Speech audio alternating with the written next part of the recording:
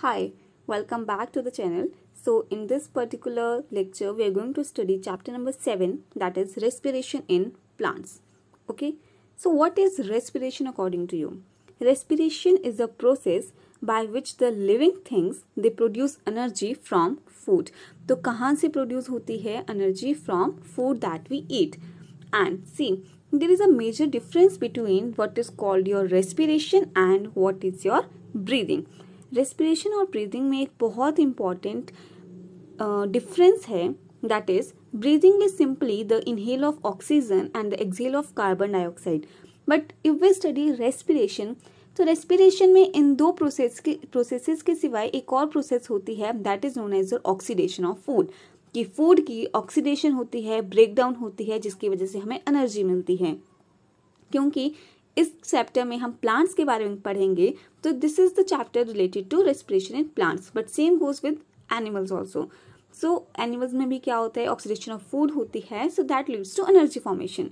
अब देखिए, all the living cells in a plant as well as in the animals they require energy for various activities of the body. That's obvious कि अगर हमारी body में कोई भी activity होनी है, then it requires energy, that is due to respiration. Now example है कि building up proteins from amino acids. We know that proteins कहाँ से बनते हैं, बहुत सारे जब amino acids, long chain of amino acid जब वो ज्वाइन होती है, देन इट मेक प्रोटीन्स. तो this is also what an example of respiration. Making starch from glucose, absorbing minerals from the soil. ठीक है, so these are the examples. Now देखिए, the chemical breakdown of glucose occurs by utilizing oxygen. ठीक है, and is represented by the following overall reaction. अब ये एक reaction दिया है, that is the breakdown of glucose. Now see, this is the molecular formula of oxygen, that is C6H12O6. in the presence of oxygen and an enzyme, it gets converted into 6 molecules of carbon dioxide, 6 molecules of water, and you can see what is written in the end, that is energy. So respiration में क्या release हो रही है, that is energy. क्या मिल रही है, energy. So this is the main feature. अब देखिए, there are 3 important characteristics of respiration. अब जो हमने ये पूरी इक्वेशन पढ़ी, this is very simple, you know, it's written in a single line, so we think it's simple, but no, it does not occur in a single step, but it occurs in a series of step. बहुत सारे steps में ये क्या होती है, it occurs. Now दो major phases हैं, that is one is glycolysis as you can see, and next is a Krebs cycle. तो glycolysis as the name suggest कि ग्लूकोज से पायरुवेट का बनना. तो जब ग्लूकोज से पायरुवेट बनता है, this is known as the glycolysis. It occurs in cytoplasm. It is very important कि जो ग्लाइकोलिसिस है वो कहाँ पे अकर होता है, it occurs in cytoplasm. Whereas if we compare with Krebs cycle, तो क्रेब्स साइकिल में क्या होता है, जो पायरुवेट ग्लाइकोलिसिस में बना होता है, it gets converted into carbon dioxide, water and ATP. ATP is what? ATP is also a form of energy, and this Krebs cycle it occurs in mitochondria. This is very important कि जो Krebs cycle है वो mitochondria में होती है. Second point है, each breakdown step is due to a particular enzyme. Obvious है कि अगर कोई भी चीज टूट रही है, तो it is because कि उसके ऊपर क्या एक्ट कर रहा है, एक पर्टिकुलर एंजाइम एक्ट कर रहा है.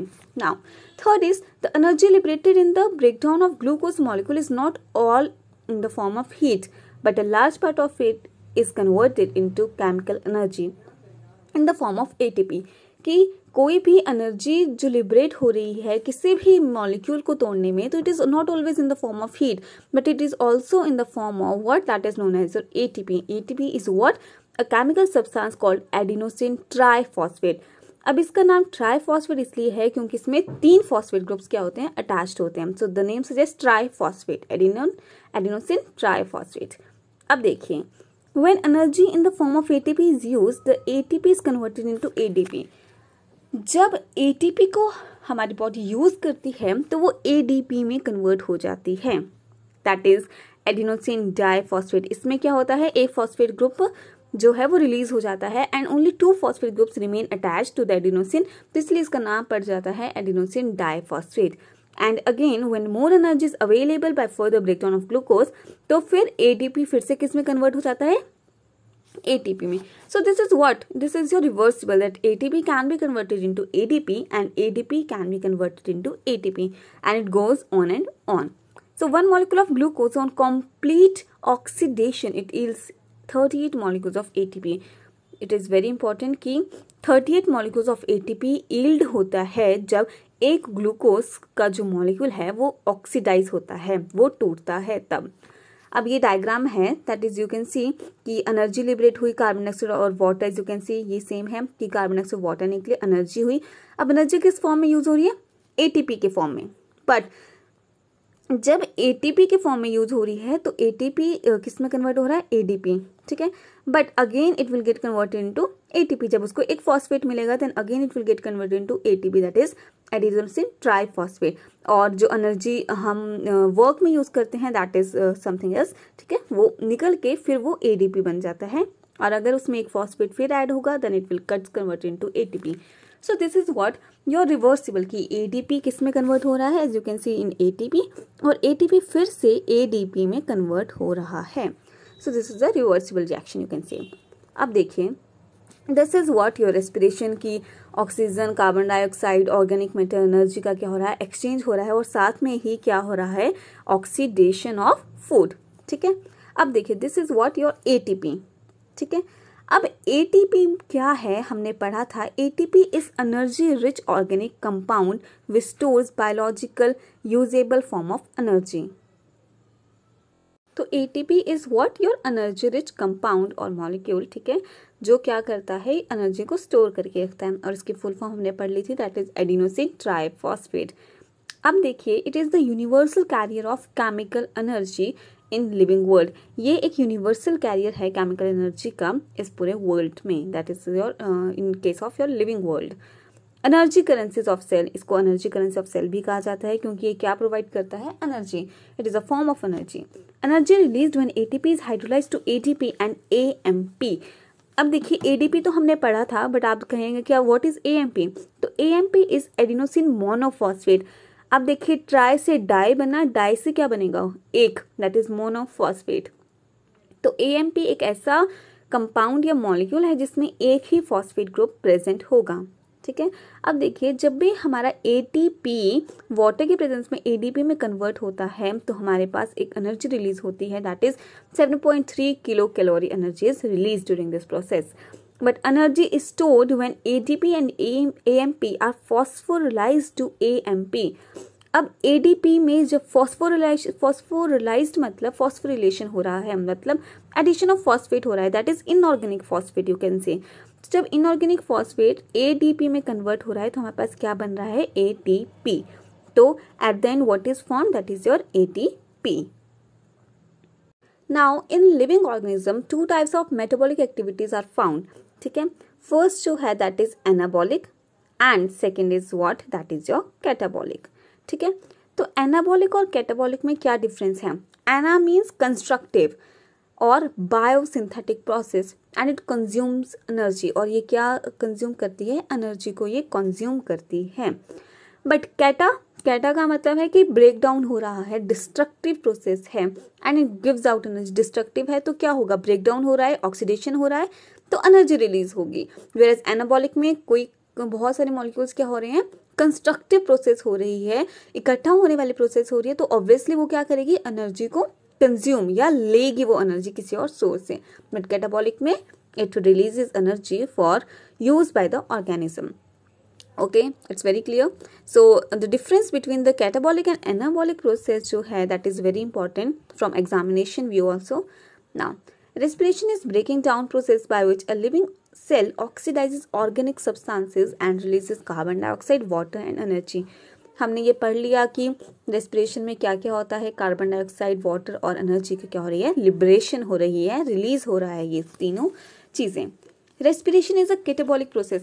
अब हमने कैटाबॉलिक और एनाबॉलिक की डेफिनेशन पढ़ ली तो हमारे दिमाग में बहुत इजीली क्लियर हो गया कि respiration is what? It is a catabolic process. क्यों? क्योंकि इसमें एनर्जी क्या हो रही है? रिलीज हो रही है, लिबरेट हो रही है. So it is a catabolic process of releasing energy from glucose for carrying out life processes. Okay, so it is very clear. This definition is pretty good. Next जो topic is respiration versus burning, that is combustion also we can say. अब देखिए हम directly इस chart में आते हैं, that is major difference between respiration and burning. Respiration is what, a cellular process, क्योंकि ये सेल्स के अंदर होती है तो it is what, a cellular process. Whereas if we compare with burning which is also called combustion, तो it is a non cellular process. Okay, respiration it occurs at body temperature, that's very clear, क्योंकि body temperature में ही respiration होगी। और burning हम देखते हैं igneous point होता है, हम फिजिक्स में पढ़ते हैं कि it occurs at very high temperature, और उसके या फिर हम कह सकते हैं कि उसके इग्निशन पॉइंट में इग्निशन टेम्परेचर जब उसका मिल जाएगा तब वो बर्न होना स्टार्ट हो जाएगी। Respiration, it occurs in a series of steps. We have learned this before. And burning, it occurs in a single step. Carried out by enzyme. Respiration is always carried out by enzymes. और burning carried out by heat. Biochemical process होता है respiration, but physiochemical होता है burning. Biochemical क्यों? क्योंकि इसमें हमारे respiration, bio मतलब लाइफ, तो लाइफ के रिलेटेड जितने भी प्रोसेस हैं that is known as biochemical, और physiochemical processes is what, your burning और your combustion.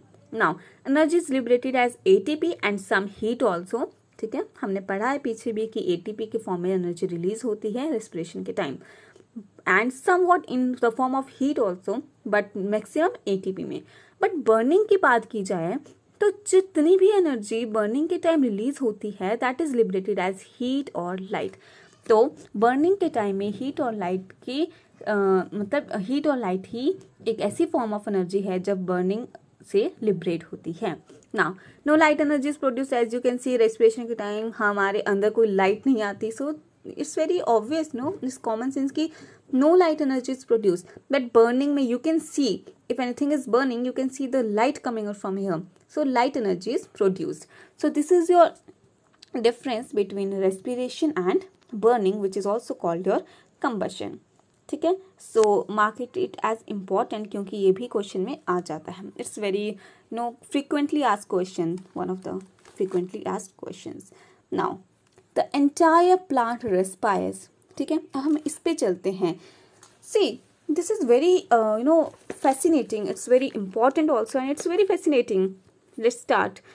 Every part of the plant such as leaves, stem, roots and even the deepest cell plant placed in any region respires. अब हर part जो है एक plant का, वो हर plant जो है वो रेस्पायर करता है, because it's it's living, so every cell will respire, every cell will respire. Now oxygen in plants is obtained from the atmosphere through 3 inlets. अब plants के अंदर 3 inlets होती हैं जिसकी वजह से जो एटमॉस्फेयर में हमारे पास ऑक्सीजन प्रेजेंट है वो उसको इनटेक कर सके। तो जो 3 है inlets, that is stomata in leaves, lenticels in stem and general surface of the roots. So this you can see, this is what your stomata. ठीक है, सो स्टोमेटा से आप देख सकते हैं ओपन स्टोमेटा है, क्लोज स्टोमेटा है। सो कार्बन डाइऑक्साइड क्या हो रही है, you can see the exchange and intake of carbon dioxide, oxygen and water also. So this is your stomata. तो स्टोमेटा की वजह से क्या होता है, जो बाहर से it is an inlet for oxygen. ठीक है, so what is it, it provides N inlet for the oxygen. ठीक है, कि ऑक्सीजन इससे अंदर जाती है और बाहर आती है। So next is your lenticels. Lenticels क्या हैं, ये भी स्टोमेटा की तरह होते हैं, they are present on the stem. तो स्टेम में प्रेजेंट होने की वजह से इनको एक नाम दिया जाता है, that is known as your lenticels. Okay, are your lenticels which are spongy areas on the surface which allow the exchange of gases, that is oxygen, carbon dioxide. Okay, next is roots. ठीक है, हमने पढ़ा कि general surface of root से भी क्या होता है, it is an inlet. So these are your 3 major, that is your roots हो गया, लेंटिसेल्स हो गया एंड स्टोमेटा हो गया।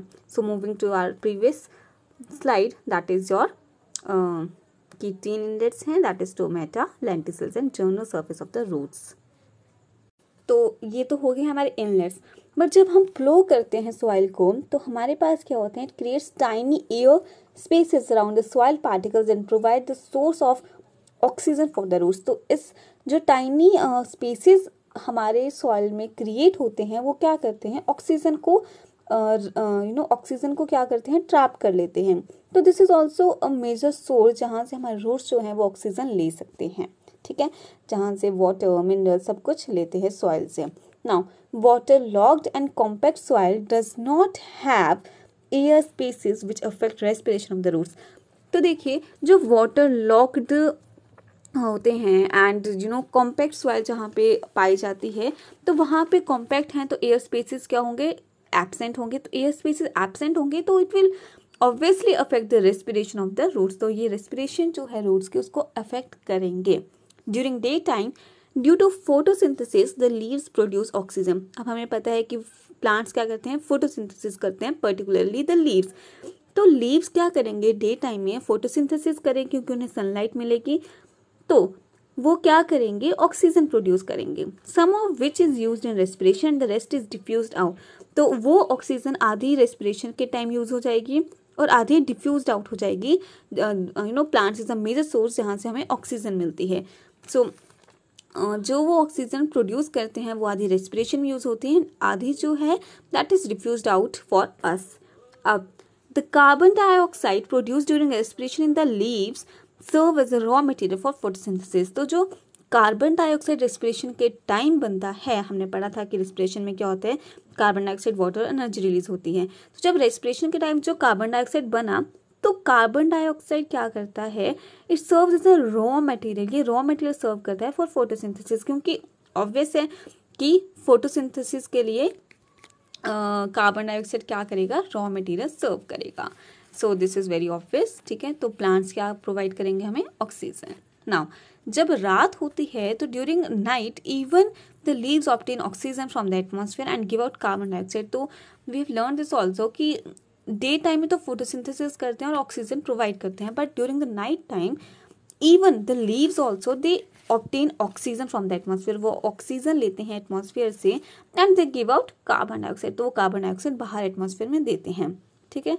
So we have also heard many of the times कि avoid sleeping under the tree at night. However, sleeping under a tree during hot midday is definitely good as one gets both oxygen due to photosynthesis and coolness due to transpiration. क्योंकि उस time पे क्या होता है, दो phenomenon होते हैं, that is photosynthesis और ट्रांसपिरेशन। तो फोटोसिंथेसिस तो ऑब्वियस है कि ऑक्सीजन दे रहा है, बट ट्रांसपिरेशन क्या प्रोवाइड करता है, कूलनेस। वो क्या करता है, कूलनेस देता है।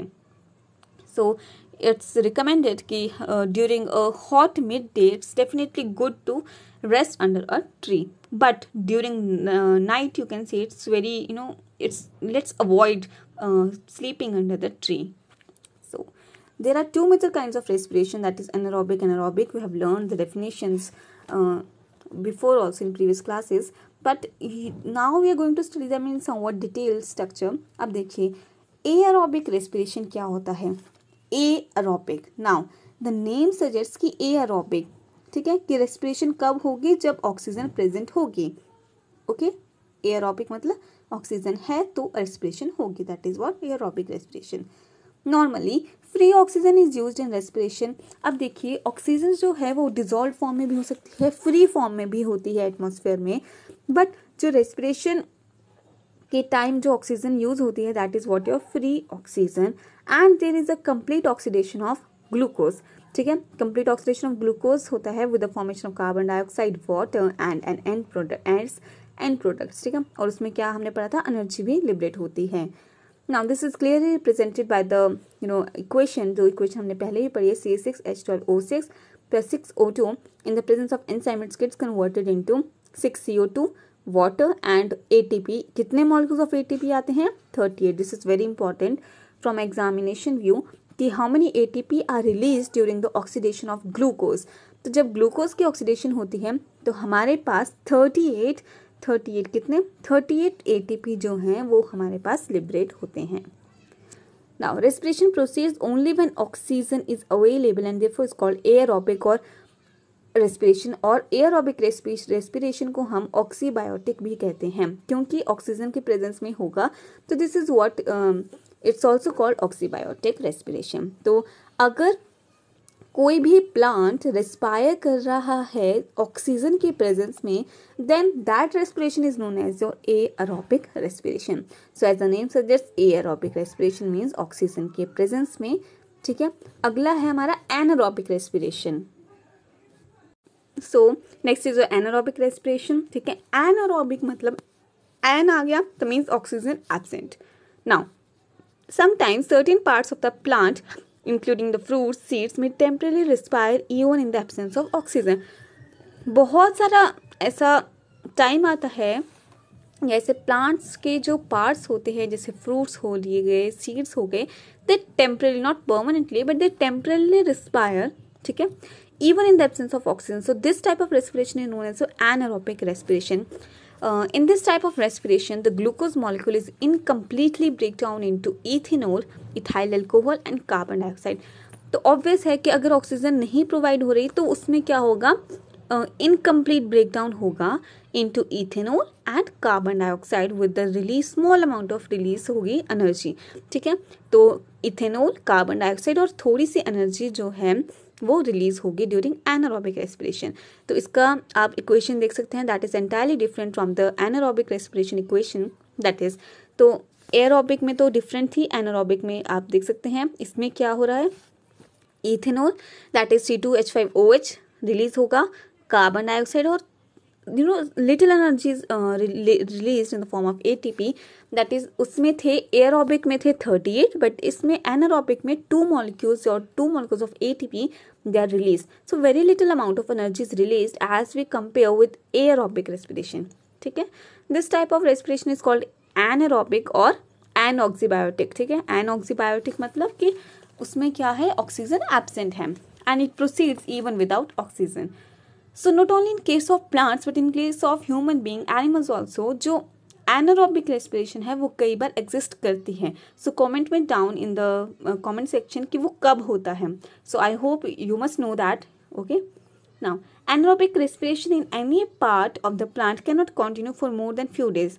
अब obvious है कि living है तो वो हर बहुत सारे टाइम तक वो एनारोबिक रेस्पिरेशन पे डिपेंडेंट नहीं रह सकता and the part ultimately dies, तो फिर वो क्या होगा, वो मर जाएगा वो पार्ट जो है प्लांट का।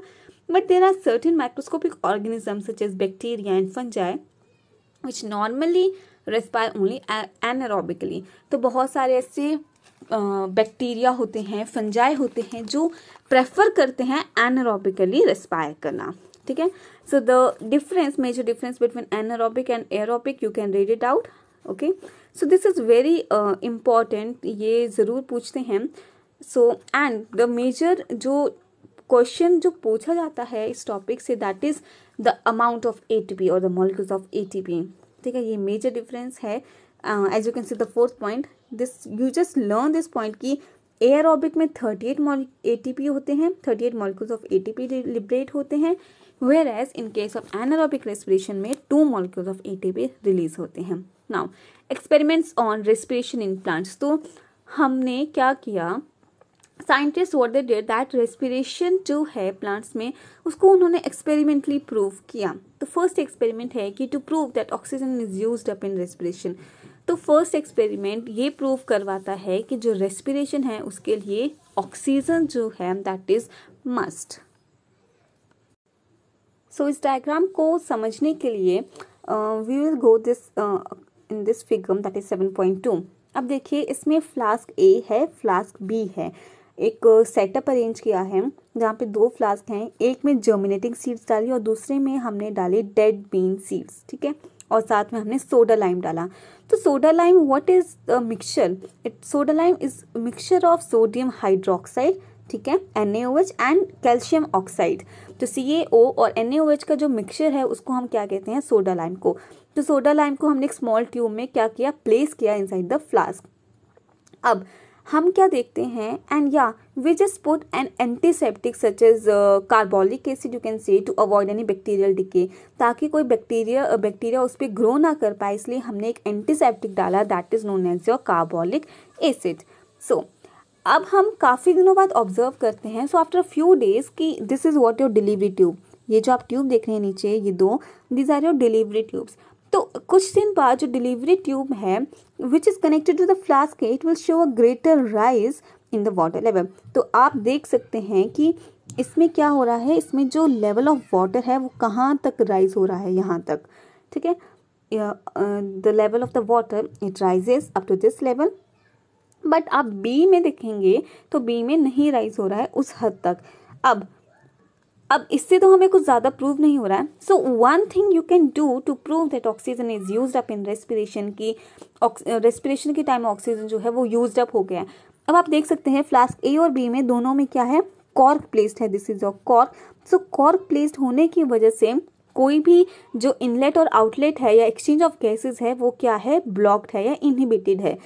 तो इस वजह से अब हम एक एक्सपेरिमेंट करेंगे, दैट इज हम एक बर्निंग पेपर लाते हैं, ठीक है। बर्निंग पेपर लेके आइए, फ्लास्क ए का कॉर्क खोलिए एंड उसके अंदर इंसर्ट कीजिए। तो the flame is immediately put off in flask A. तो जो फ्लेम है वो ए फ्लास्क में इमीडिएटली क्या हो जाएगी, बुझ जाएगी और it will put off in the flask A.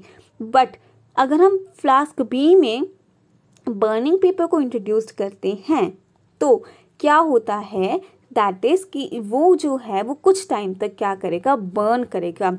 तो आप सोचिए ऐसा क्यों हुआ। दिस इज बिकॉज कि फ्लास्क ए में हमने क्या डाले थे, जर्मिनेटिंग सीड्स डाले थे। तो जर्मिनेटिंग सीड्स, बीन सीड्स क्या करते हैं, जो फ्लास्क के अंदर जितना भी ऑक्सीजन था उसने उसको कंज्यूम कर लिया फॉर इट्स ओन जर्मिनेशन, ठीक है। तो इसलिए इसके अंदर ज़रा भी ऑक्सीजन जो है वो नहीं है। तो ऑक्सीजन एब्सेंट होने की वजह से जो फ्लेम थी वो इमीडिएटली क्या हो गई, बुझ गई। But in case of flask भी आप देख सकते हैं कि थोड़े टाइम के लिए जो है वो बर्निंग पेपर जो है वो क्या हुआ, वो बर्न किया। दिस इज ओनली बिकॉज कि उसमें क्या था, ऑक्सीजन जो था वो प्रेजेंट था, क्योंकि इसमें डेड सीड्स डाली थी, डेड बीन सीड्स डाली थी, इसलिए इन्होंने ऑक्सीजन को एब्जॉर्ब नहीं किया for its respiration, for its germination और रेस्पिरेशन भी। तो जर्मिनेटिंग सीड ऑब्वियसली रेस्पायर करेंगी, डेड नहीं रेस्पायर करेंगी। जो जर्मिनेटिंग सीड रेस्पायर करेंगी, इस वजह से जो ऑक्सीजन उस फ्लास्क ए के अंदर थी वो क्या हो गई, टोटली कंज्यूम हो गई बाय द जर्मिनेटिंग सीड्स, ठीक है। अब देखिए, so you can just with this diagram it's proven that oxygen is used up in respiration, ठीक है, कि जो हमारी फ्लास्क ए में ऑक्सीजन थी वो पूरी तरह से यूज हो गई, इस वजह से रेस्पिरेशन में क्या है, ऑक्सीजन यूज होती है। अब फ्लास्क ए और बी में से कंट्रोल क्या है, तो देखिए कंट्रोल सेटअप जो होता है वो क्या होता है, the setup in which the condition under the study is missing is called control. तो कंट्रोल मतलब जहाँ पे जो सिचुएशंस हैं वो हमने क्या रखी होती हैं, लिमिटेड रखी होती हैं, या एक ऐसा सेटअप होता है जहाँ पे कंडीशंस जो हैं वो मिसिंग होती हैं, ठीक है। So and what is setup, one is setup and one is control setup, ठीक है। तो सेटअप और कंट्रोल सेटअप जो है वो दोनों ही आइडेंटिकल हैं, in which every situation is same except one, ठीक है, कि जहाँ पे कंट्रोल है वहाँ पे एक आधी जो एक ऐसी सिचुएशन है वो एब्सेंट है, ठीक है। तो that is what your control situation. So this was your experiment to prove that oxygen is used up in respiration. Now, next experiment is regarding to prove that carbon dioxide is produced during respiration in the germinating seeds. कि हमने तो पहले oxygen पढ़ा, अब now the cases of carbon dioxide की carbon dioxide ही भी produce होता है ड्यूरिंग रेस्पिरेशन. अब वैसे ही देखिए, फ्लास्क ए लीजिए, फ्लास्क बी लीजिए. फ्लास्क ए में क्या डालिए आप, सॉक्ड बीन्स डालिए जो जर्मिनेट करेंगे, और एक फ्लास्क बी में आप डालिए बॉइल्ड सीड्स. अब देखिए, एक एंटीसेप्टिक जो कार्बोलिक एसिड है यूजुअली वो हम फ्लास्क बी में क्या करेंगे, ऐड करेंगे, ताकि कोई भी बैक्टीरियल ग्रोथ उन डेड सीड्स में जो है वो नहीं होनी चाहिए, ठीक है. To prevent bacterial growth on dead seeds we add a little of antiseptic which is your carbolic acid.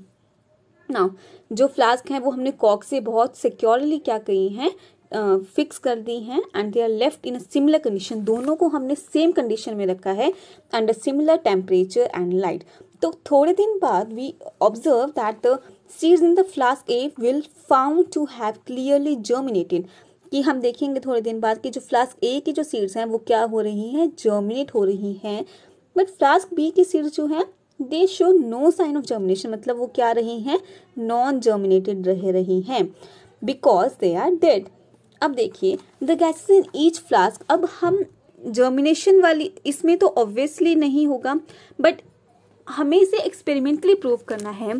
तो what we take a test tube which is filled with lime water.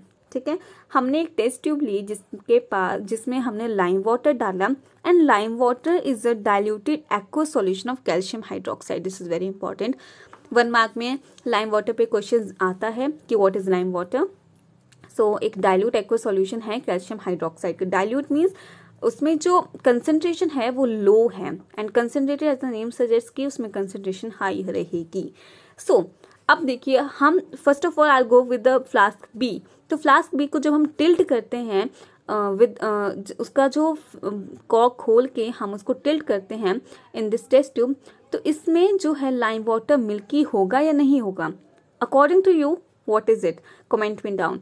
But I would like to tell you कि इसमें lime water milky turn नहीं होगा, because इसमें कोई respiration नहीं हो रही, कोई जर्मिनेशन नहीं हो रही, सीड्स की डेड हैं सीड्स, तो इसमें रेस्पिरेशन नहीं हो रही, तो कार्बन डाइऑक्साइड रिलीज नहीं हो रहा, तो lime water will remain as such. But if we go with the flask A, अगर हम फ्लास्क ए पर जाते हैं तो फ्लास्क ए का कॉर्क ओपन अप करते हैं and we just tilt it down, तो इसमें जो भी कार्बन डाइऑक्साइड होगी वो हैवी गैस है, तो वो ऑब्वियसली नीचे की तरफ आना शुरू हो जाएगी। तो जब हम टिल्ट करेंगे तो carbon dioxide it will flow inside the test tube which contains lime water and we will observe after some time, अगर हम उस टेस्ट ट्यूब को शेक करते हैं तो will see that the lime water turns milky. तो lime water क्या हो जाएगा? मिल्की टर्न हो जाएगा, विच प्रूव्स एंड इट्स ऑब्वियस कि लाइम वाटर कब मिल्की होता है? In the presence of carbon dioxide. This is a very important method जब हमें कार्बन डाइऑक्साइड की टेस्ट करना होता है।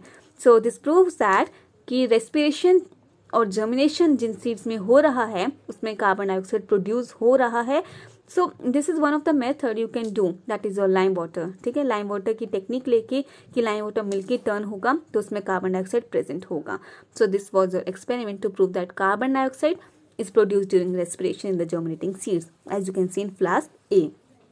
अब देखिए, अब नेक्स्ट आपके पास है एक ऑल्टरनेटिव मेथड, जैसे 7.4 फिगर में you can see to prove that carbon dioxide is given out during respiration of germinating seeds. अब देखिए, आपके पास 4 टेस्ट ट्यूब्स हैं A B C D। Now 2 hole rubber stopper है कि एक इनलेट है एक आउटलेट है सभी के लिए। सो एक जो A है इसमें एक इनलेट है जिसमें से एयर अंदर जा रही है एंड एक आउटलेट है that is an inlet for the flask B। Same goes for C and D। तो आप देख सकते हैं कि क्या हो रहा है, जो KOH सॉल्यूशन है dissolves any carbon dioxide present in the air. जो हमने फ्लास्क A में KOH सॉल्यूशन डाला है, पोटेशियम हाइड्रोक्साइड सॉल्यूशन डाला है, वो एयर में जितने भी कार्बन डाइऑक्साइड होगी it will what it will do, it will dissolve या कंज्यूम कर लेगी। तो कार्बन डाइऑक्साइड क्या हो जाएगा? एब्सेंट। तो कार्बन डाइऑक्साइड इस केस में एब्सेंट हो गया। क्यों? क्योंकि KOH सॉल्यूशन डाला है जो कार्बन डाइऑक्साइड जो एयर से आ रही है उसको पूरी तरह से डिसॉल्व कर देती है या पूरी तरह से मिटा देती है। अब देखिए, this is an outlet and which is an inlet for flask B। तो फ्लास्क B में गया जहाँ पे हमने लाइम वाटर डाला है, तो लाइम वाटर डाला है तो it will remain as such, क्योंकि इसमें क्या होगा? मिल्की नहीं होगा, क्योंकि इसमें क्या हुआ कि जो ऑक्सीजन आ रही है, जो एयर आ रही है फ्लास्क A से, वो क्या है? फ्री ऑफ कार्बन डाइऑक्साइड है। सो एंड C में आप जर्मिनेटिंग सीड्स देख सकते हैं। अगर हम एंड D में क्या है? C और D जो है वो आपस में कोरिलेटेड है। कैसे? देखिए, अब C में क्या हुआ? जर्मिनेटेड सीड्स डाली हैं। जर्मिनेटेड सीड्स क्या कर रही हैं? रेस्पिरेशन कर रही हैं। रेस्पिरेशन के साथ साथ वो क्या कर रही हैं? कार्बन डाइऑक्साइड प्रोड्यूस कर रही हैं। अब कार्बन डाइऑक्साइड प्रोड्यूस कर रही हैं तो ये कार्बन डाइऑक्साइड जाके इस लाइम वाटर में आ जाएगा due to heaviness of its character. ठीक है, तो कार्बन डाइऑक्साइड हैवी गैस है तो ये इस फ्लास्क में आ गई। तो इस फ्लास्क में you can see the lime water turns milky. तो लाइम वाटर क्या हो गया? मिल्की टर्न हो गया इन this particular case, that is flask D। तो आप देख सकते हैं फ्लास्क D में क्या हो रहा है? लाइम वाटर मिल्की टर्न हो गया। ठीक है, अब सो this is your experiment, alternative experiment और मेथड, जिसकी वजह से हमें पता चल रहा है कि जब जर्मिनेटेड सीड्स हैं तो लाइम वाटर मिल्की कन्वर्ट हो रहा है। क्यों? क्योंकि इसमें क्या हो रहा है? कार्बन डाइऑक्साइड इन सीड से रिलीज हो रही है और वो जाके इधर आ रही है। तो दिस विल कन्वर्ट और this will turn the lime water milky and lime water turns milky only in the presence of carbon dioxide. So in this experiment, this is same that carbon dioxide is produced by green plants during respiration. ठीक है, तो आप देख लीजिए ये एक bell jar है जिसमें हमने एक स्मॉल प्लांट लिया है. Usually we have taken this geranium. ठीक है, अब देखिए इस बेल जार को हमने एक ब्लैक कपड़े से ढक के रखा है और this is carried out only in dark, ताकि फोटोसिंथेसिस जो है हम उसको अवॉइड कर सकें. तो फोटोसिंथेसिस को अवॉइड कर सकें इसलिए हमने इस एक्सपेरिमेंट को डार्क में प्रेफर करते हैं. सो यू कैन सी हम एक आउटलेट लेते हैं. ठीक है, कि जो आउटसाइड एयर है वो एयर पंप के थ्रू हमारे एपरेटस में आए. एंड हमने फ्लास्क ए में सोडा लाइम डाला है विच absorbs any kind of that carbon dioxide which is present in the air. वे इसको पूरी तरह से डिजॉल्व कर लेगी या कंज्यूम कर लेगी या एब्जॉर्ब कर लेगी. तो जो हमारे फ्लास्क में जो लाइम वाटर हमने डाला है वो पूरी तरह से एज सच रहेगा. No change will be observed in the lime water in flask A. But तो इसमें क्या हुआ, कार्बन डाइऑक्साइड फ्री एयर जा रही है. बट यहाँ से क्योंकि ये क्या कर रहा है, रेस्पिरेशन कर रहा है, तो यहाँ से ऑक्सीजन वाला कार्बन डाइऑक्साइड वाला जो एयर है वो पास ऑन होगी in the flask B and this will turn the lime water in flask B milky. तो इस केस में मिल्की हो जाएगा. बट इन फ्लास्क ए क्योंकि सोडा लाइम है तो वो एब्जॉर्ब कर लेगा जितनी भी कार्बन डाइऑक्साइड एयर से आ रही है. तो कार्बन फ्री एयर है तो फिर ऑब्वियस कि lime water will not turn milky, but flask B में lime water will turn milky. So this was an experiment कि carbon dioxide is produced during respiration. Now next is experiment to show that heat is evolved during respiration. अब next experiment है कि heat भी release होती है during respiration. How do you prove that? So एक experiment है जिसमें हमने 2 थर्मो फ्लास्क ली हैं. एंड या इन द प्रीवियस 7.5 फिगर आप ये भी नोटिस कीजिए कि कॉर्क में कॉर्क कई बार ढीली रह जाती है या फिर कई बार हीट की वजह से, थर्मल एक्सपेंशन या कॉन्ट्रैक्शन की वजह से ये लूज और टाइट हो जाती है.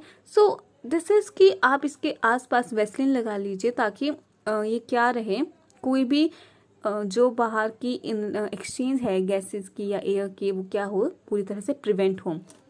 नाउ हीट कैसे इवॉल्व होती है during respiration, will study with this experiment. देखिए हमने 2 थर्मोफ्लास्क ली, ए और बी हमने मार्क कर लिया. ठीक है, 2 थर्मोफ्लास्क ली.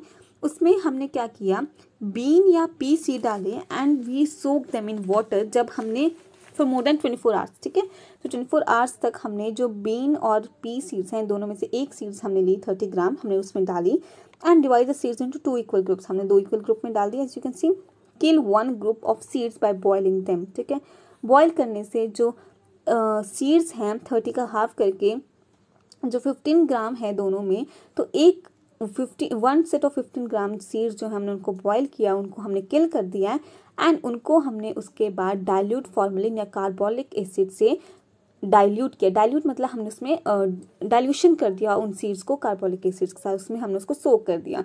वो क्यों, क्योंकि ताकि उसमें जो बैक्टीरियल डिके है वो प्रिवेंट हो सके, बैक्टीरियल डिके ना हो इसलिए. ना जो लाइव जर्मिनेटिंग सीड्स हैं वो हमने फ्लास्क ए में डाला. You can see germinating seeds in the flask A and the dead seeds with antiseptic that is carbolic acid in the flask B.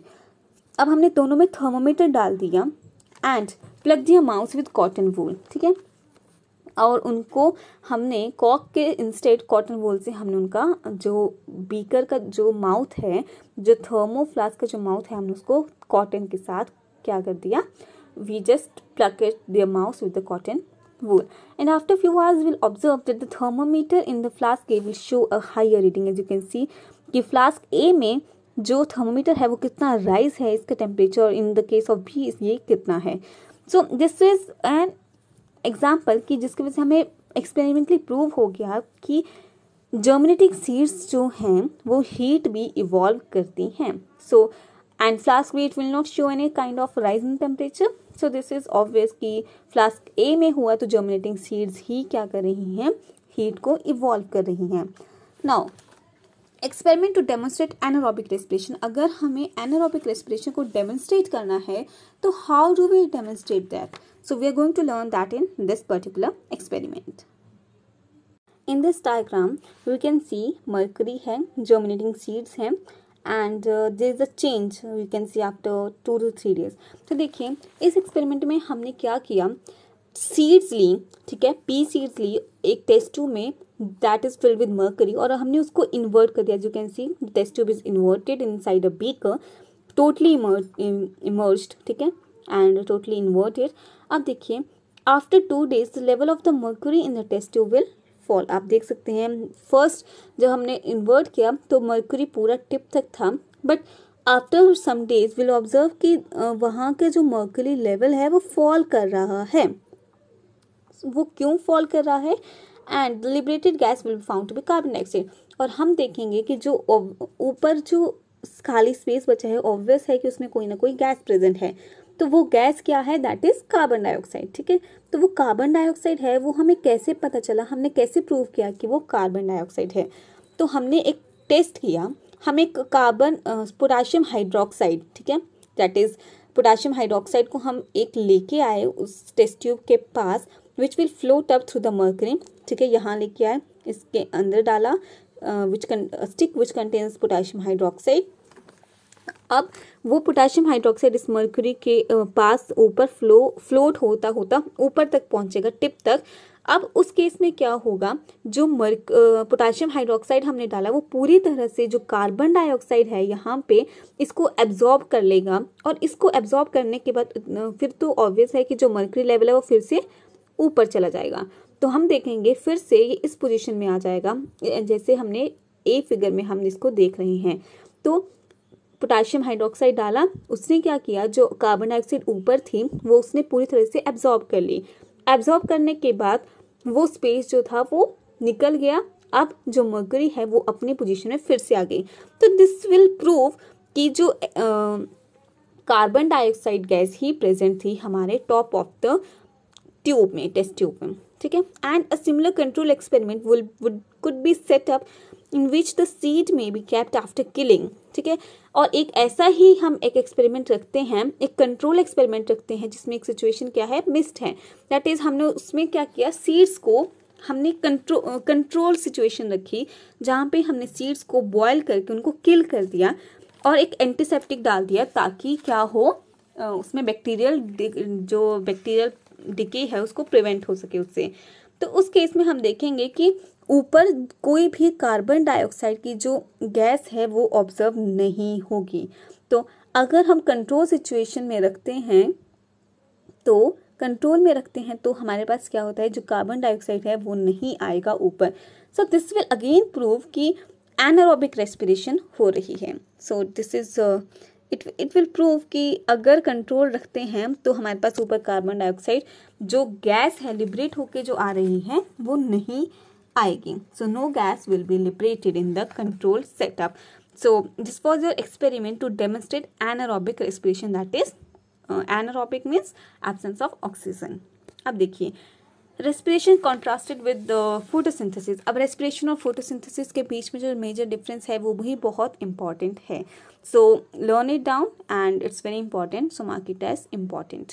Next is respiration in plants compare with the respiration in animals.